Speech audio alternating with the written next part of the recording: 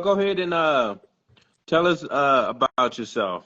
Yeah, sure. Thanks for having me, man. I appreciate it. Joe Martin, CRNA, live out in California, Fresno, California, or Central Valley.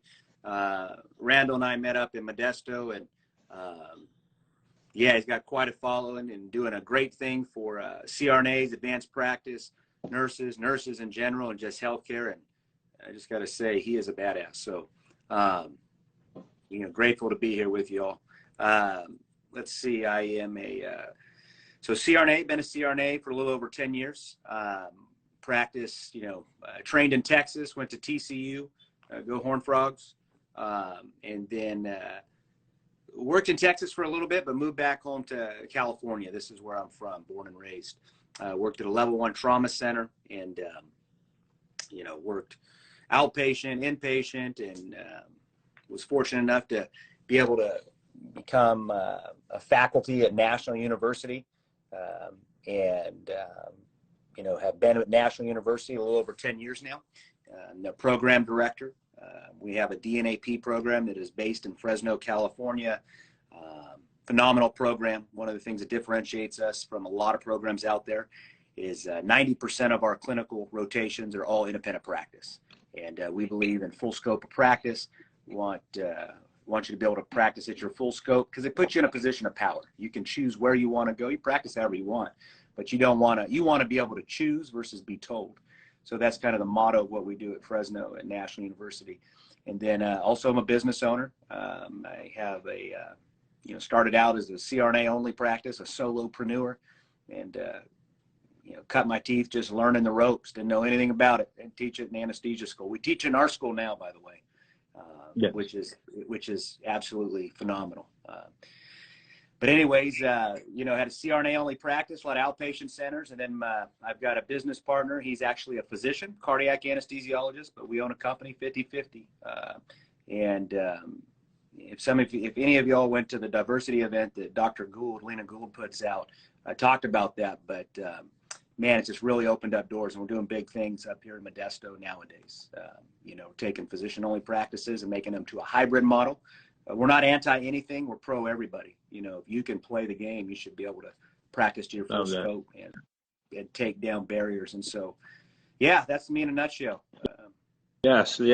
Love that. So I'm just going to get to some of the questions that people want to know as far as applying to CRNA school. Sure. So is there a preference in ICU experience for your program, or that you'd like to see for candidates applying to your CRNA school? Any adult ICU is fantastic. I think as far as, and we'll take PICU. We haven't really done any NICU. I know some programs do, but what's really important, we have some PICU nurses that have done fantastic. Preference, obviously, adult ICU. I don't care if it's MICU, SICU, CVICU. As long as the goal is to make it a really sick patient that you've gotten to take care of and had some ability to critically think, and ironically, that may be in a center that's not like a big tertiary hospital, because there's a lot of resources. Those ICUs where you're out there, the only one at night, there ain't no physician, and you have a patient that's crashing, and you got to be able to think and learn to act on your own. Love that. Go to places where you have patients that are actually like true ICUs, mechanically ventilated, hemodynamically and unstable. So they've got invasive monitoring, central lines, art lines, where you're titrating vasoactive drips. Put yourself in those positions. I've seen ICUs where, all the patients are walking around. That ain't ICU.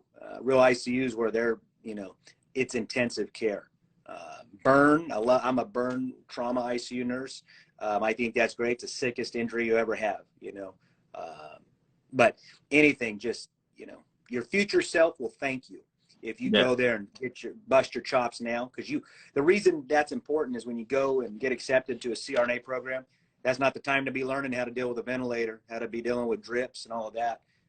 You want that going in so that you can focus strictly on the anesthesia part. Yes.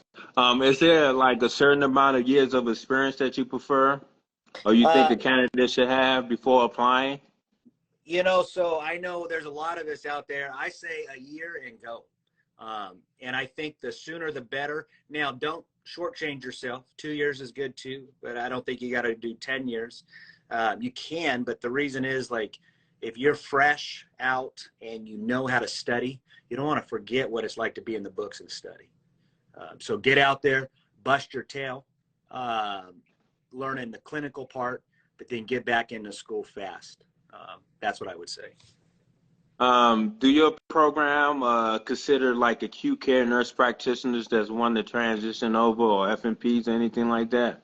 Sure, as long as they can have that ICU experience, but absolutely. I think that would actually be a benefit. We have actually one of our faculty members was an acute care NP, and really helps you on your, assessing a patient and all of that.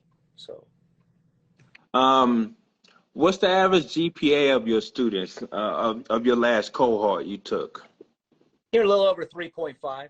So, definitely need to have a 3.0 above. You definitely want those science courses, last 60 units, above 3.0. But the real hard sciences, the anatomy, physiology, the chemistry, the pharmacologies, those things you got to have A's in, because we're going to.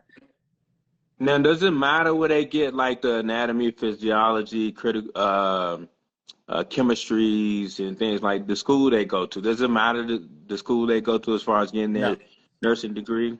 No, don't matter. Don't matter. Okay, so how do you suggest a candidate improve their GPA if they have a low GPA? Go take those science courses. So go to National University. You can look up National University DNAP. Laura Lee, my contact information's on there, so is Laura Lee. But if you do that, you will see we tell you what we want, prerequisites. And those prerequisite courses, it's somebody I see in there, JB 179 nursing, says nursing GPA or science.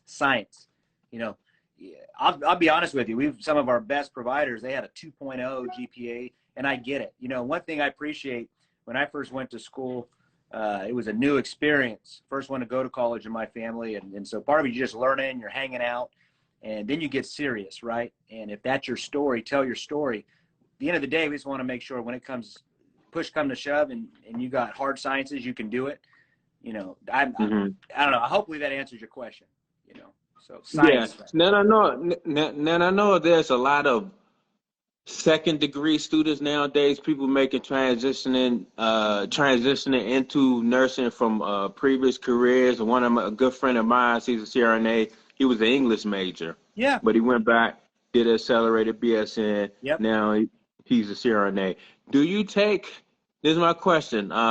Say someone had like a biology degree or something like that, and say, you know what? I want to be a CRNA. I talked to one, I spoke to one, I got a friend that's one, and he wanted to go to CRNA school.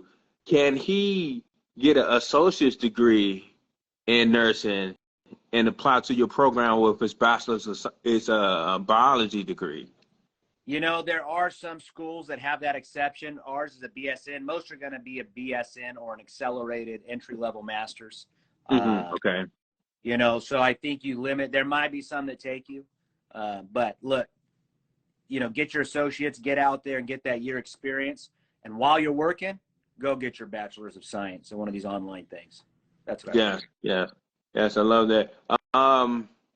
Do you recommend in improving their GPA, they take graduate level courses or just repeating classes that they graduate level looks better, but anything, you got a story to tell, make sure you tell it.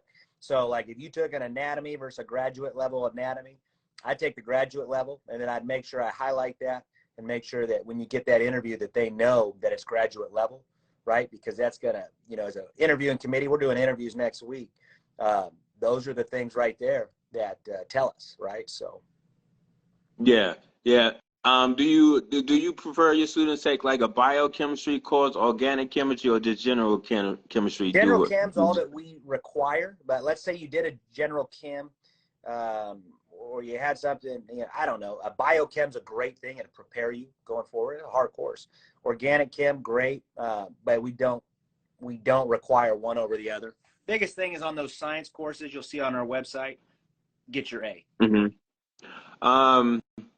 Do you recommend, do your program require the GRE and CCRN? CCRN, yes. GRE, no. Heck no. Man, no GRE.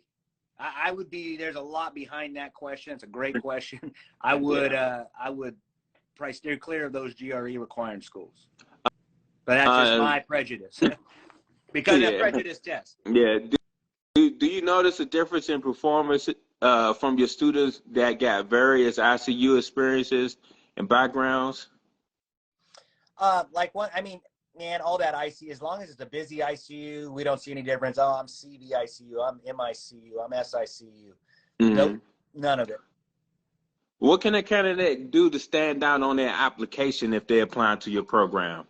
One, obviously, it has a strong science and all that GPA, but one that has really research. I mean, on the application, you know, shadowing CRNAs. If you've shadowed CRNAs, maybe been to a conference, put that in there. If you go to another plug for Dr. Gould, Walena Gould, she has a diversity in CRNA. I just spoke at that maybe a month ago, and like when you go to those things, you learn so much about the profession. That automatically gets you 1 extra point, or actually 2 extra points on the way we rank things at national, because we know you're committed. So those I tell people, the AAA, go to a state AANA meeting or something like that. You cannot. Yeah. That just shows that you're committed to the profession, you know, by going to something like that. Yeah. I believe. Do you require leadership experience applying to your program? We do not require it. Okay. But I'll tell you, I would get it just for your own future self-development, because there's a vacuum in leadership just kind of in the world right now, right? So it's only going to serve you better, right? So if any of y'all are like even have a little propensity, you want to do leadership, go for it, you know. And just to piggyback on the leadership thing, like when we say leadership experience, we talk about, you know, joining evidence-based projects within your hospital, precepting, charge nurse. You can even volunteer to do things in your community. Yes. Everybody got a story to tell when they apply to school, and we're not just looking at, they're not just looking at your resume. They're looking at what do you do outside of work. You know, how are you different than the next candidate that has the same amount of CVICU experience and the CCRN? What do you do different? What makes you special, you know? 100%. That right there actually what will make you stand out. So, I know you can't give away all, but what's your interview process like if you bring a candidate into school, for an interview? So you come into the interview, we're not really, we don't have a sheet of questions like calculate drips or what would you do in this. If you got the interview, you already earn a seat at the table. So relax is what we say. It's really a process to get to know you, because we've got paper, but we're trying to get to know you. End of the day, we're trying to weed out the crazy, okay? Right. And because, as you know, I mean, and you and I, right, like, we got to put up a lot of personalities and OR in different geographics. And so we want to make sure are you adaptable, amenable, because we're trying to get you through a program. And you know what I mean? So like, that's what we're trying to see, get to know you as a person. We want to see what you know about the profession.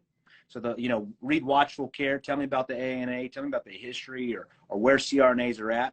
And we see that you've done your due diligence. We know that that's what we're looking for. Right, versus, hey, I got 4.0 and all of this, you know, but you may not be able to walk and chew gum at the same time. We're going to weed that out real quick, you know. Right. Someone had a DMP and wants to apply. Do any of those credits transfer over, or do they have to do a completely separate DMP with you guys? They got to do a separate DMP. I know there's a few, but that's most universities. I mean, just transparently, it's money, right? So they gonna make you do it again. That's a business too. So yeah, I agree. As far as your program goes, are you a front-loaded or hybrid program? Front-loaded. So you do most of those hard stuff, which I prefer. We do most of that hard science up front. First 15 months is on-site, Fresno, California. You're doing all the didactics and all of that. high fidelity simulation, just getting you prepared so that that last 21 months, we're 36-month program, that last 21 months of clinical, you're prepared and you're all in. You'll do some kind of capstone stuff, like a evidence-based practice project, stuff like that, but nothing real hard like pharmacology, principles of anesthesia. That's all up front.